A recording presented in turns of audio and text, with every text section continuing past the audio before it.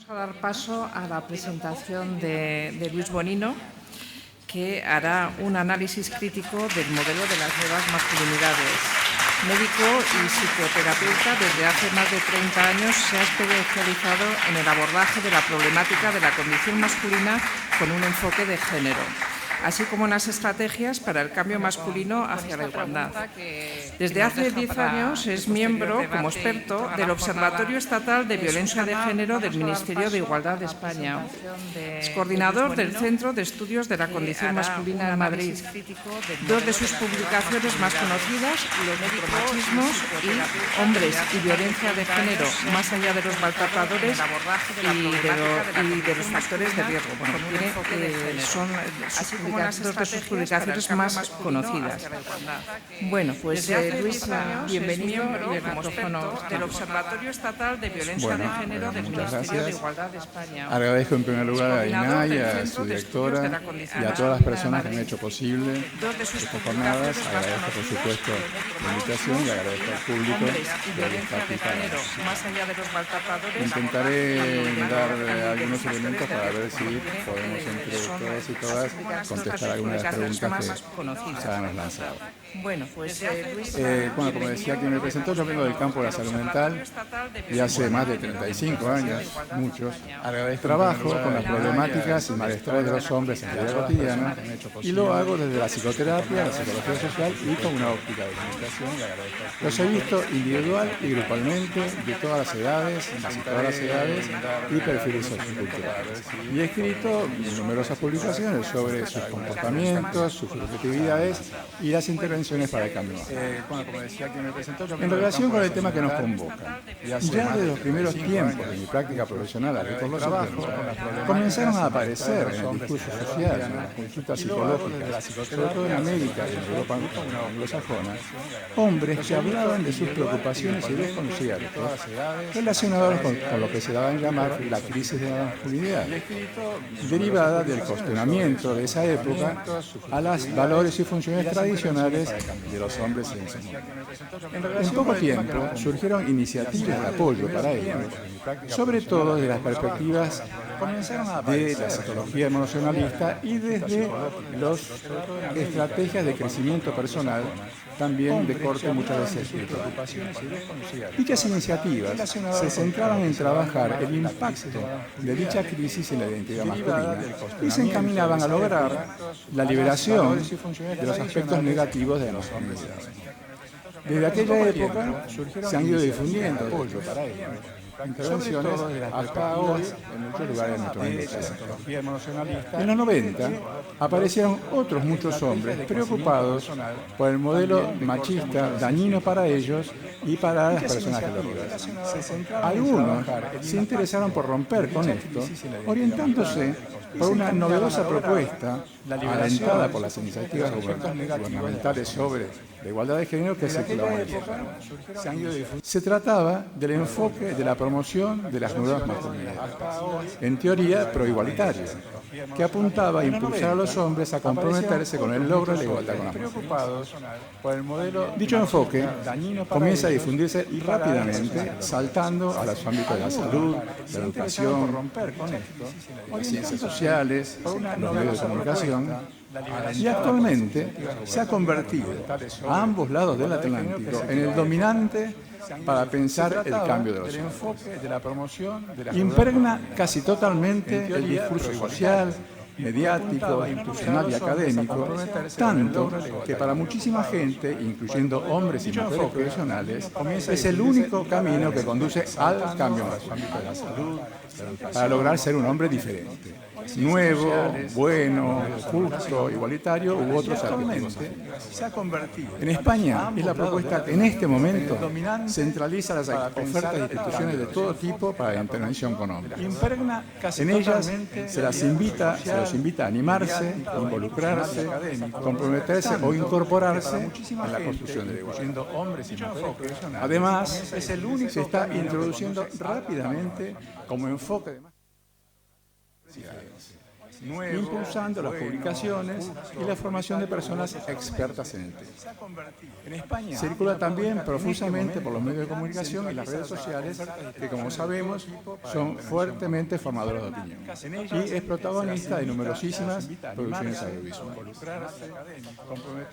He estado en los últimos años repensando mucho sobre este enfoque, revisando las premisas en las que se apoya, sus estrategias de acción, los cambios que prioriza y los efectos en las mujeres de los comportamientos de los hombres que siguen sus postulados.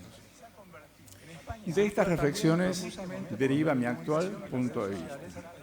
Esta propuesta, creo, puede estar constituyendo un obstáculo conceptual y práctico de gran importancia para un verdadero cambio masculino en función del logro de la desigualdad. Más allá de las buenas intenciones y matizaciones de quienes la apoyan y utilizan, creo que su marco referencial y sobre todo sus prácticas no parecen realmente apuntar a ese objetivo. Desde esta postura y de cara a las intervenciones con hombres, me propongo hoy comentarles algunos de sus argumentos críticos sobre esta propuesta. Probablemente al fin de la mañana, Roberto Garda nos cuente un poco el contexto en el cual se han producido y consolidado este enfoque. Antes de todo, no está de más recordar que cualquier abordaje para intentar resolver un problema se basa siempre en un determinado marco referencial que previamente lo define y explica. Como se dice actualmente, produce un relato sobre el problema y su solución. Habitualmente hay más de una manera de pensar y afrontar un problema. Y cuando esto sucede, cada uno ambiciona imponer socialmente su punto de vista y desarrolla estrategia para ello, lo que se llama ahora la disputa por el relato. En función del tema que nos convoca, doy por sentado que todas las personas que estamos aquí estamos de acuerdo en que el asunto a solucionar es el comportamiento machista de los hombres y que las intervenciones con ellos podrían ser un camino para lograrlo. Para el enfoque que hoy analizamos, el núcleo de ese problema es la masculinidad tradicional y su propuesta para resolverlo es animar e impulsar a los hombres a transitar desde ese viejo modelo hacia uno nuevo que se define en plural, las masculinidades, con valores positivos en relación con la igualdad. Nuevas, positivas, respetuosas, igualitarias, saludables o diversas son algunos de los adjetivos atractivos con los que se ganan.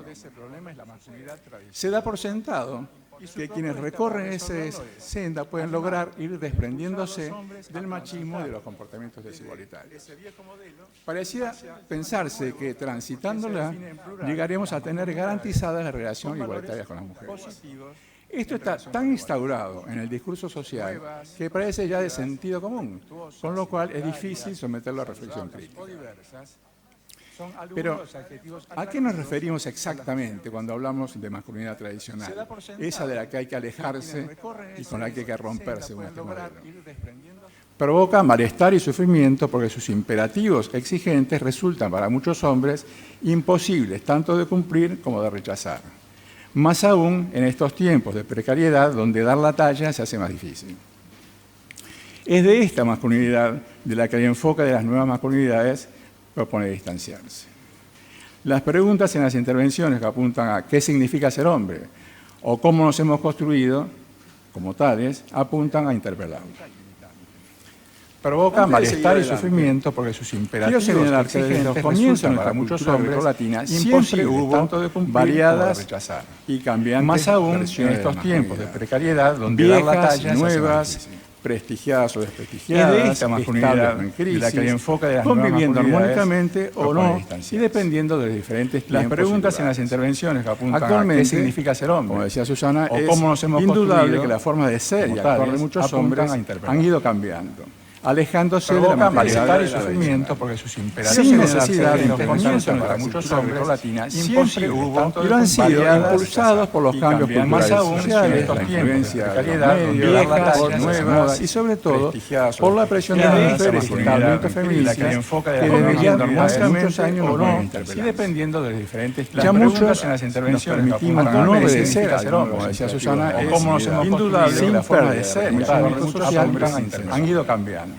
Influyen esto que se validez social, siempre dicho, sin necesidad de que al menos en los sectores sociales sean y lo han sido impulsados por los cambios ya no da prestigio ser un hombre con avances sobre el proceso se van produciendo por la presión de la mujer mucho más y la apariencia que en allá muchos años y los que se van incorporando ya mucho actividad o lo que se no obedecer como decía Susana es indudable sin que el enfoque de análisis basa en crecimiento el cambio magnético para alejarse de la dicho, sin necesidad de para ello, al menos, se sustenta fundamentalmente en el tradicional o difundido ya no da prestigio de ser un hombre y sufrimiento con avances sobre el proceso se van por la presión de la mujer estar atrapados en esa unidad genera dolor y lo que se van incorporando mucho actividad nacional o lo que se no limita el cuidado de sí, de otras personas, alimenta la ausencia de domésticos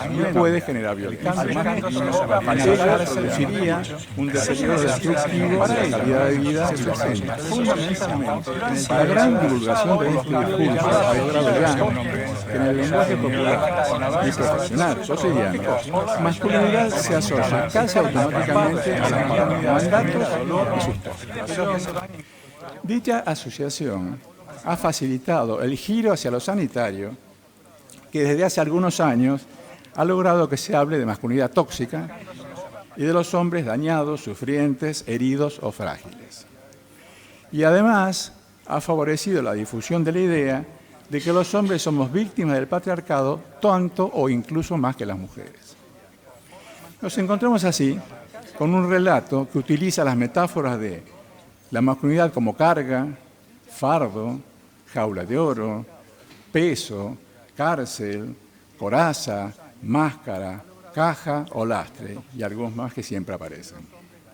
Su influencia es tan poderosa que incluso avala la creencia popular y de mucha gente experta de que la violencia de los hombres hacia las mujeres en las relaciones afectivas deriva en gran parte de sus frustraciones emocionales, ignorando las cuestiones del abuso de poder.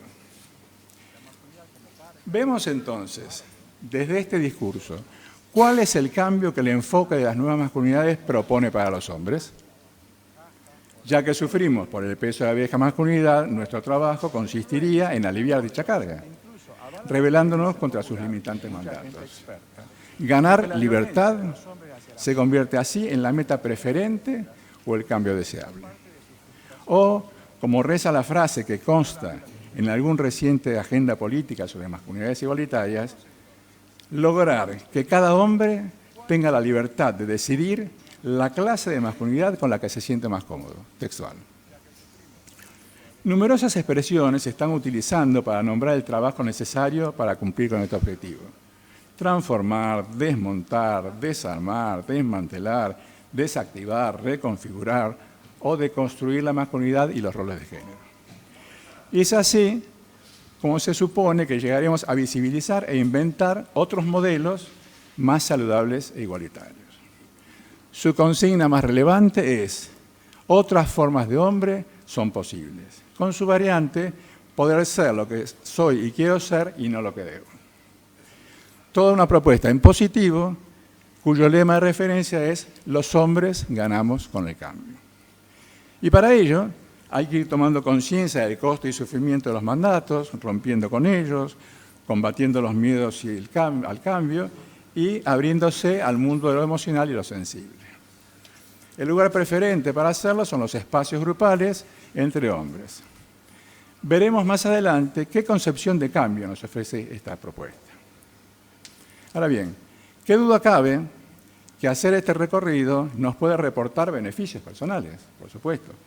Más apertura al mundo emocional y sensible, mayor conexión con las personas, una mejor salud y cuidados, una sexualidad menos dominante, un mejor trato, más flexibilidad, capacidad para aceptar la fragilidad y la dependencia, posibilidad de disfrutar algunos aspectos de la crianza y además incorporar todo lo positivo de lo llamado femenino.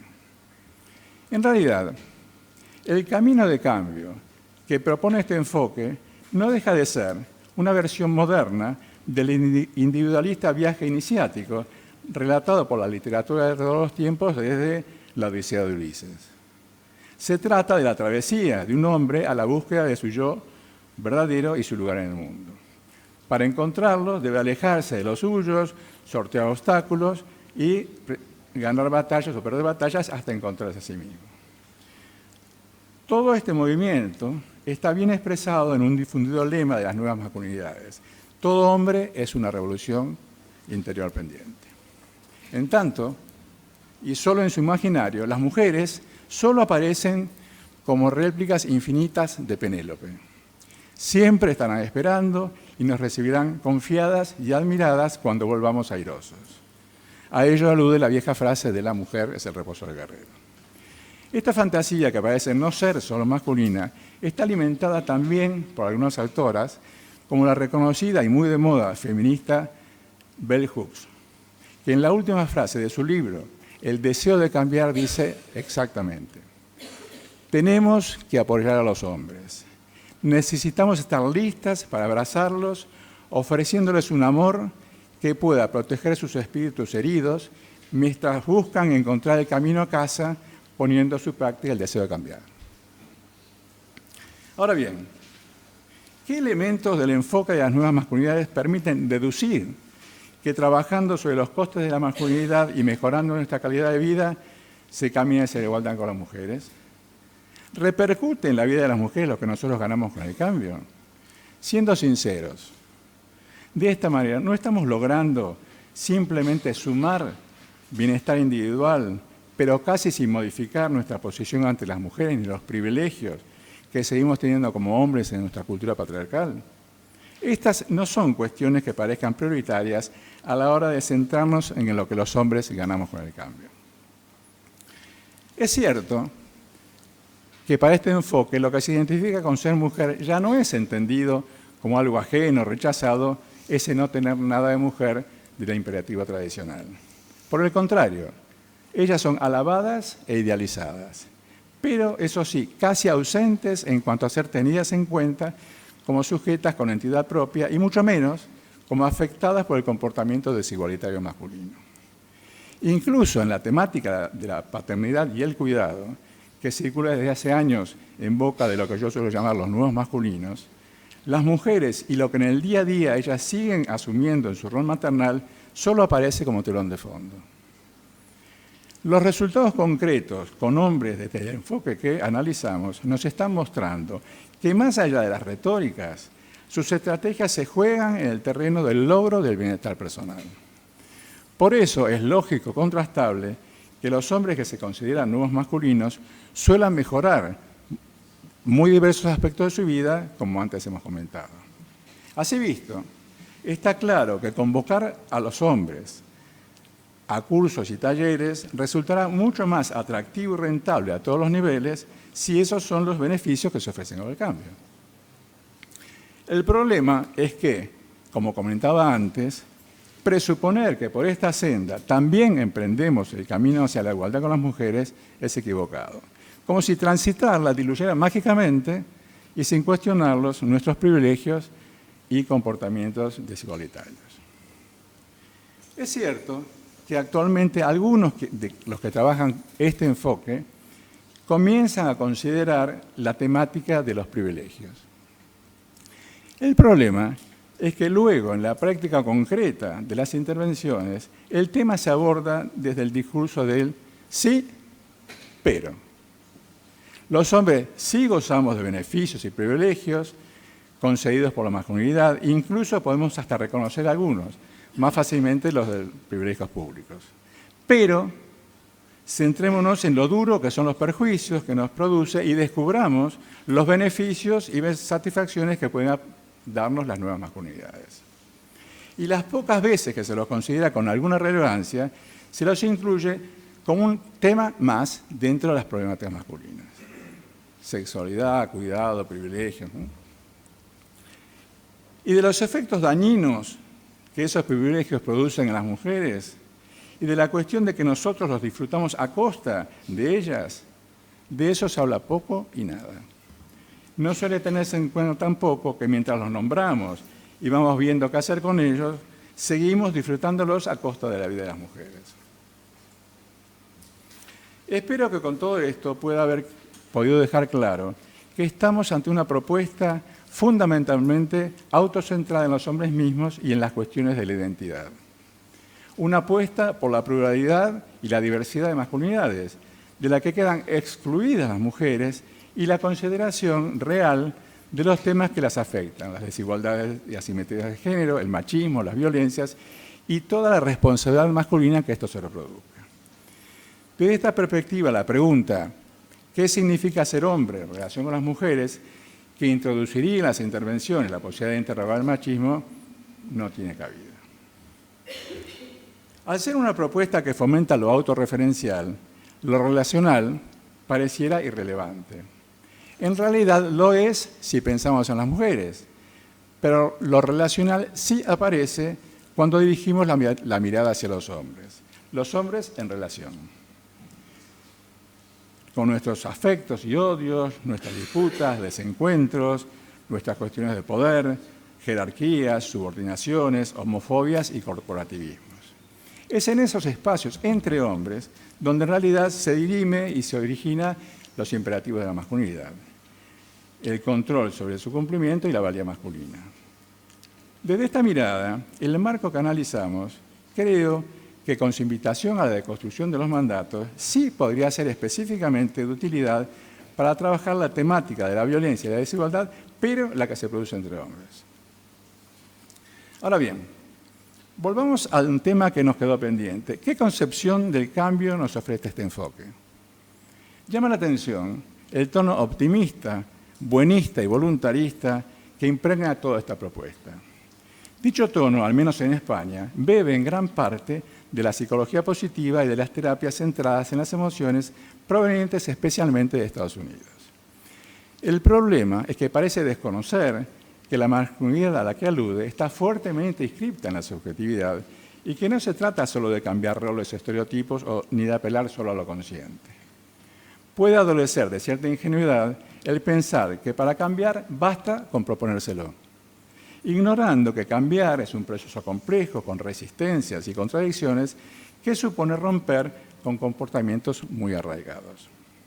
Comportamientos que por estar tan hechos carne no se pueden modificar con intervenciones de pocas horas, confundiendo la sensibilización, o en el mejor de los casos la toma de conciencia, con el trabajo verdaderamente transformador que requiere de procesos prolongados que modifican la subjetividad.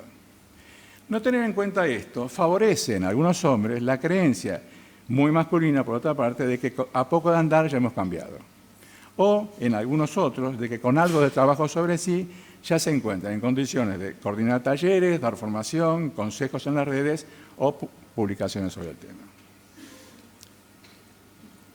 Cabe destacar también la poca profundidad con la que trata lo emocional esa temática de la que este enfoque propone como centro de estrategia. Por un lado, se ocupa casi exclusivamente de las llamadas emociones básicas, el miedo, la tristeza o el enojo, dejando de lado casi totalmente las emociones éticas intersubjetivas, que son las que deberían ser tenidas en cuenta en cualquier tarea que trabaja las relaciones, especialmente con las mujeres. Y si se ocupa de alguna de ellas, como la empatía, lo hace ignorando su complejidad y la dificultad de hacerla propia por los hombres, dado que es la antítesis del egocentrismo, componente central de nuestra subjetividad. En la siguiente ponencia, Luis Botello nos hablará mucho de este tema de las emociones y el comportamiento masculino.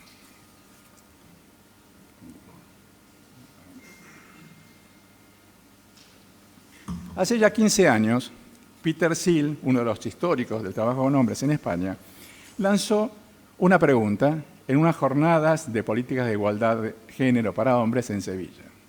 La pregunta es, ¿cómo se llega de A a B? Siendo A las propuestas de cambio centradas en el bienestar personal y B los resultados en términos de combatir la desigualdad y mejorar la vida de las mujeres. Como partiendo de la propuesta de la agenda que quiero repetirles, lograr que cada hombre tenga la libertad de decidir la clase de masculinidad con la que se sienta más cómoda, se puede llegar a hombres que puedan combatir la desigualdad. Como comentamos al principio, el enfoque que hoy hablamos da por sentado que trabajando con A se llega a B. Aún no hay estudios cualitativos a largo plazo que avalen con fiabilidad esta idea. Cuanto menos podemos dudar que esto sea posible desde un enfoque centrado en lo emocional y en el propio ombligo, que excluye de su relato la relación con las mujeres. ¿De dónde sale entonces esta creencia que de A se llega a B? Mi hipótesis es que ya de hace más de 2 décadas y a partir de ir creciendo la preocupación por implicar a los hombres en la igualdad, comienza a producirse una colisión de marcos referenciales para abordar esta cuestión. Un choque entre un antiguo enfoque de cambio masculino de los 70 que apunta a los costes y crisis de la masculinidad y uno nuevo, proigualitario, que se dirige a lograr el compromiso masculino con la igualdad. Este choque parece haberse resuelto por medio de la construcción de un producto híbrido, justamente el enfoque de las nuevas masculinidades. En él, la fuerza nuclear del antiguo marco se conserva tal vez intacta en las actividades específicas. En cambio, el nuevo queda muchas veces encasillado solo en las propuestas institucionales y en las voces que con entusiasmo difunden este enfoque. El resultado, el viejo marco, desde su enfoque que apunta al bienestar personal, es quien impone el camino real y las herramientas que se utilizan con los hombres. De esta forma, podemos ver cómo muchas veces en los discursos públicos o proyectos de intervención destinados a los hombres, ya casi parece de obligado cumplimiento mencionar en sus objetivos y conclusiones el tema de los privilegios, la necesidad de renunciar a ellos y los elogios al feminismo y a las feministas. Sin embargo, las actividades concretas que luego se llevan a cabo evidencian que el eje central sigue siendo intentar liberar a los hombres de los costes de la masculinidad. En los pocos minutos que nos quedan, quisiera comentarles sobre una situación que estamos observando con preocupación y que no se percibe con claridad. Los beneficios que desde este enfoque están favoreciendo a algunos hombres no son solo los que hemos nombrado. Hay otros, más invisibilizados, que derivan de un nuevo lugar social y relacional de privilegios invisibilizados que van adquiriendo ya muchos hombres que se trabajan su nueva masculinidad. Tal vez algo del efecto de estos otros beneficios es lo que puede estar contribuyendo a la confusión y falsas expectativas en aquellas mujeres que, confiando en el cambio, bajan la guardia entre los nuevos hombres, como comentaba Susana. Como hombre, desvelarlos parece políticamente incorrecto, pero como profesional me veo en la obligación de hacerlo y para ello hoy daré algunos ejemplos. Se consigue rápidamente certificado de hombre bueno, justo o en deconstrucción, logrando ser muy valorado y hasta admirado por muchas mujeres. 2. Se incorporan los valores entendidos como femeninos: sensibilidad, empatía, delicadeza, no violencia, y aún así no siempre se utilizan en los vínculos con las mujeres. A cambio, no se promueve ni favorece en igual grado que ellas incorporen los valores masculinos: autonomía, autoridad, ambición, éxito, que muchas veces se siguen boicoteando. Se adquiere posición de buena persona, que valora y aplaude a las mujeres por lo que nos ofrecen y brindan. Pero al seguir considerando los comportamientos femeninos naturales, dicha valoración no supone reciprocidad. Se obtiene la etiqueta de víctima de la masculinidad, resguardándonos así ante cualquier interpelación sobre nuestras ventajas y exculpándonos de nuestras responsabilidades como victimarios. Se sobrevaloran los logros, lo que permite la autoindulgencia y la autocomplacencia frente a lo que de verdad no estamos cambiando. Y un último ejemplo. Se logra la liberación de las responsabilidades de las 3P. Ya no es necesario ni ser proveedor, ni procreador, ni protector, sin obligación de asumir otras en la línea de la corresponsabilidad entre iguales. Concluyendo mi reflexión crítica sobre este enfoque, estoy convencido que si hablamos de igualdad en las relaciones con las mujeres, se hace necesario dar lugar a otros discursos sobre el cambio de los hombres. Otros que se centren desde una perspectiva feminista, sin incoherencias ni espejismos, en desmontar el machismo y visibilizar sus efectos en las mujeres, especialmente en la vida cotidiana. Enfoques alternativos que puedan permitir empezar a trabajar más rápidamente y sin regocijarnos en el rodeo de los costes masculinos. Incidiendo claramente sobre la masculinidad, definida ya no como una identidad, sino como una jerarquía de poder que los hombres no nos interesa perder. Fabián y Olmo por la tarde nos hablarán más de este enfoque. En fin, si pretendemos coherencia y rigurosidad, pareciera que incrementar la calidad de vida de los hombres no debería ser el objetivo prioritario ni la dirección de las intervenciones de cualquier propuesta que pretenda comprometerlos con la igualdad y contra el machismo. Quisiera cerrar mi intervención con una frase de Andrea Dworkin, una reconocida feminista radical de finales del siglo pasado. Ella decía: para las mujeres que luchamos por la libertad y la justicia, no es importante que los hombres aprendan a llorar. Lo importante es que detengan la violencia contra nosotras. Bueno, muchas gracias por escucharme.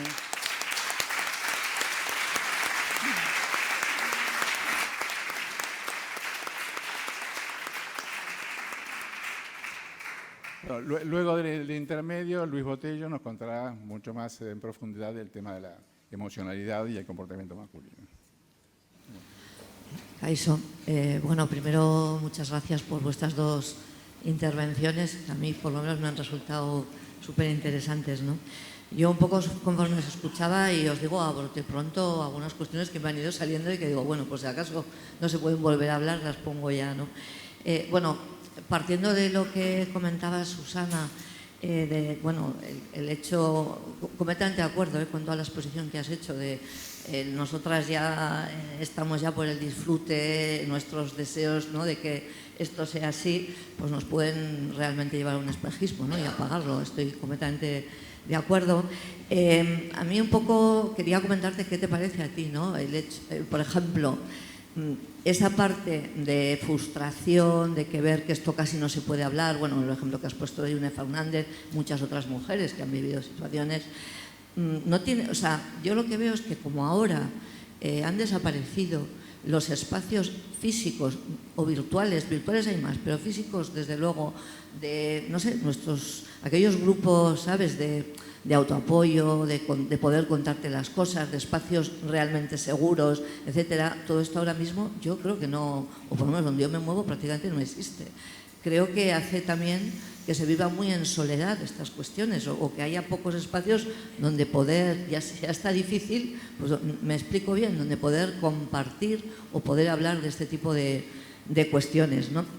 Incluso también todos los servicios que existen y que se están poniendo son para aquellas cosas que son ya muy graves o muy detectadas, pero muy poco para hacer procesos de acompañamiento a estas situaciones también de lo que vivimos actualmente. Me refiero tanto en atención psicológica como otro tipo de recursos que no tienen nada que ver con este tipo de necesidades. Bueno, por ahí, ¿no? Sí, cómo lo veías. Y bueno, yo con todo lo que habéis dicho, que es que comparto a los dos, quería preguntaros, dentro de todo esto, pues realmente estoy completamente de acuerdo que probablemente lo que se ha priorizado es que los hombres lloren y no el hecho de que dejen de ejercer violencias, ¿no?, o que sean más activos y realmente en el feminismo. ¿Cómo veis, o si tenéis algún criterio, o sea, por ejemplo ahora en, no sé, en las áreas de igualdad y tal, ¿cómo veis el tema de qué papel tendrían, ¿no?, el tema del trabajo con hombres, desde qué punto de vista, cómo meterlo dentro, etcétera, ¿no? Bueno, si podéis avanzar algo por ahí, Gracias. Pero cuando apelamos a esto, como tú planteas, de la bondad, yo creo que tenemos que ser muy, muy exquisitos en cuanto a definir qué quiere decir bondad para cada uno. De hecho, los nuevos hombres se definen como hombres buenos, pero hay que ver qué hay atrás de eso, ¿no?, de la bondad. Entonces, yo creo que es un tema digamos que justamente en los grupos de hombres hay que desmistificar mucho, ¿no? Hay varios libros que hablan sobre los hombres buenos, bondadosos, pero ¿qué hay atrás? Entonces yo creo que esos valores hay que bajarlos a la práctica, comparar, ver qué quiere decir cada uno de esos términos, ¿no? Bondad, empatía, justicia, igualdad, todos esos términos que son muy bonitos, pero son abstractos. Bajando a tierra se ve que entre lo que se dice y lo que se hace hay una distancia muy grande y eso es lo que trabajamos los hombres. En realidad, yo escuché tu pregunta, pero me parece que parte de la respuesta a esas preguntas nos la van a dar justamente los conferenciantes de la tarde. Es decir, qué se puede hacer o qué se está haciendo, o cómo puede ser diferente lo que se está haciendo, ¿no? Insistiendo con mi ponencia, este es el modelo que se presenta, un modelo que en el fondo busca el bienestar de los hombres. Entonces, si desde espacios que se contratan no se tiene en cuenta esto, uno fácilmente y una fácilmente puede quedar muy fascinada con pero hay que ver los resultados en función del efecto que tienen estas intervenciones en la vida de las mujeres. Eso es trabajar la desigualdad. Sí, el tema es que, ¿cómo podría no ser así? Es decir, no se conoce el tema. Cuando aparece el tema, es el tema de las nuevas masculinidades. Eso es lo que circula, por eso yo comentaba, en el discurso social, es el discurso que impregna todo. Entonces, si tú no sabes nada, preguntas. Los expertos que preguntas también están metidos en el tema de las nuevas masculinidades. Entonces, no hay posibilidad de ver que hay otra cosa.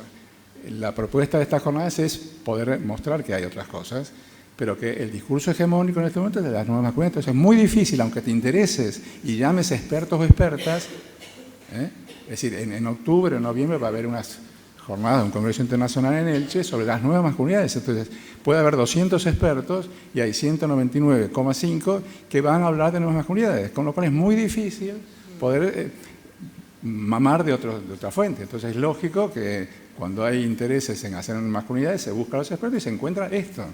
Entonces, es muy difícil salir de esta situación. Sí, en realidad, si vamos al fondo, muchísimas intervenciones que se hacen con hombres apuntan a la salud masculina.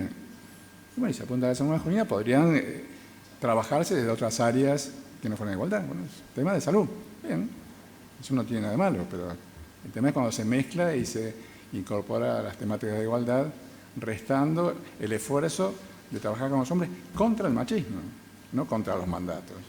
Quería agradeceros porque hasta ahora no le había dado esta forma, que el abordaje respondía a las condiciones propias del neoliberalismo. Digo, las herramientas que estamos usando son las propias que generan, y esta pregunta, ¿cómo pensar el cambio desde esas herramientas? Desde las emociones creo que hay un exceso de emocionalidad y una carencia o una deprivación en lo simbólico, me parece a mí. Entonces, lo simbólico nos permite ver esto que Luis entiendo son las condiciones de la dominación, ese par dominación-sumisión que parece que se va ocultando en estas nuevas formas que tú vas diciendo. Claro, se me antoja extraño desde el lugar donde se goza de eso, que eso se quiera modificar. ¿Cómo se puede quebrar algo en este discurso tan, además de una jornada y escuchar estas ideas, ¿no? Yo creo que se lo puedes preguntar a Roberto hacia el fin de esta mañana, quizás algunas respuestas te van a dar. Yo quería hacer una sugerencia. He escuchado voces de muchas mujeres, me gustaría escuchar voces de hombres. Pero responde un poquito. No, bueno, pero yo creo que lo que tú dices es cierto, es muy difícil cuando los hombres estamos colocados en un lugar de potencia que es disfrutable para nosotros, ¿cómo cambiar eso? Bueno, yo creo que hay que ver cómo apelar a otros valores que también son importantes, cómo uno puede engancharse en la ética y en el deseo de la convivencia igualitaria. Eso es un deseo a ir creando, ¿no? No es fácil. Yo le preguntaba a Begoña el daño a qué, porque tu respuesta me hizo acordar a algo que incluso en algún momento iba a comentar cuando estaba preparando la ponencia, que es la preocupación de algunas corrientes de feministas que están trabajando con hombres, que es la retórica de inhibir y disminuir el hablar de los privilegios. ¿Por qué? Por la preocupación de que cuando se habla de los privilegios, los aliados del feminismo se alejan, no me tocan los privilegios, o que si hablar de los privilegios sería una manera de no poder atraer a los hombres de las derechas y de las ultraderechas que podrían espantarse con esto. Con lo cual, lo que logramos cuando las mujeres temen dañarnos es que nosotros seguimos haciendo la nuestra. Es fantástico eso.